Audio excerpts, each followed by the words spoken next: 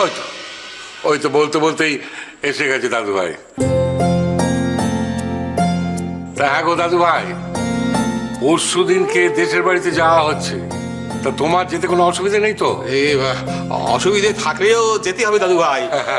এরপরে পুজো দেওয়া হয়নি তো, দেরি করা যাবে না। এখন না করলে চলবে না, বৌমারা নাত বৌরা সব পুজোতে লেগেছে। ও গোপাল ঠাকুর, বলো না যেতে পারবে তো? ও কি বলবে? ওকে জিজ্ঞেস করছো কি? ও যাবে। আজকাল আমার মুখের কথা তুমি বলে দাও নাকি? হ্যাঁ বলে দিচ্ছি তো, কি হয়েছে?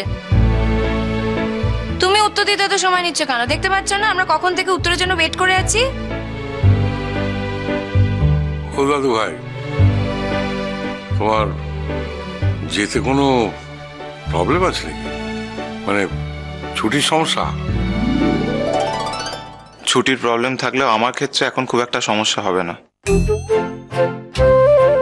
তার মানে? তার মানে আর কিছুই নয়, তোমাদের নাতবউ সেখানে গিয়েও সবাইকে হাত করেছে।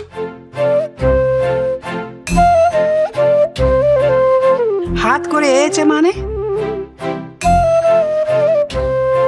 ও মা, নতুন বউ সে তাই তুমি কি করে হাত করলে গো? বরং তারা তো না করেছিল।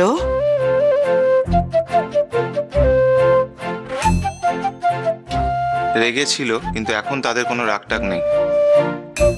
এখন তারা তোমাদের নাতবউয়ের প্রশংসায় পঞ্চমুখ। কি ব্যাপার বল দেখি দাদু ভাই, কি করে হলো এমন কাণ্ডখানা?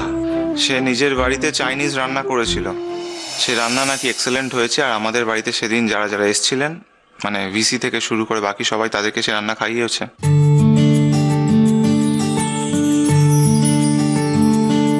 তবে আমি সেখানে কোনো ভাগ পাইনি।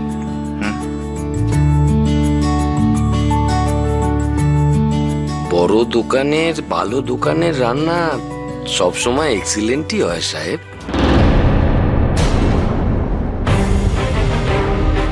এটাতে কিন্তু তোমার বউয়ের কোনো কৃতিত্ব নেই।